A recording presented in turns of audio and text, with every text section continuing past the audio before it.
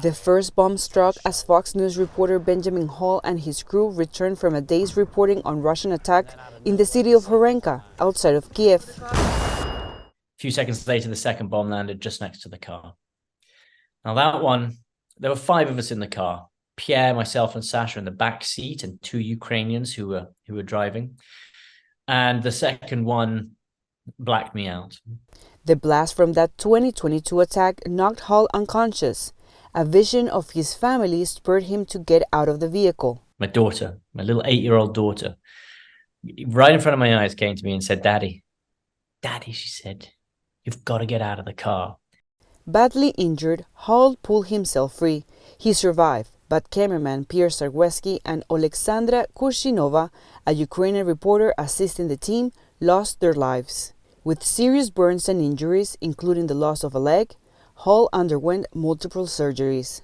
The experience, he says, serves to remind journalists and audiences of the risks media take to report the news.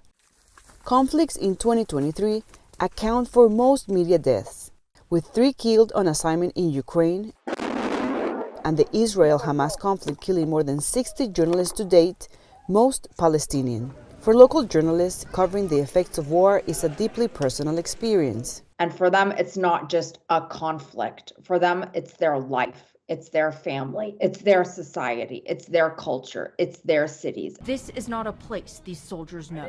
Damon, who covered conflict in Syria and Iraq, says journalists are also at risk of being targeted deliberately.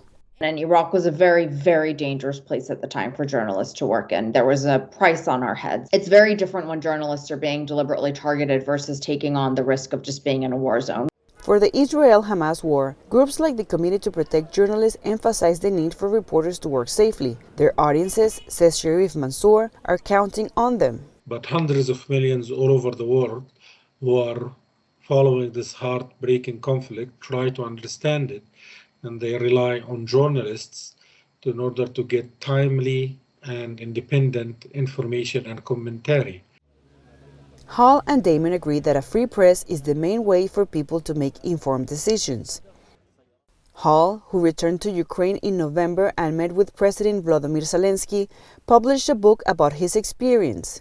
It serves not only to tell his story but to pay tribute to colleagues and friends lost along the way. And Damon founded the charity Inara, which provides medical and mental health services for children in war zones. With no end in sight to either conflict, media advocates are pushing for all sides to ensure journalist safety. Cristina Caicedo, Smit, VOA News.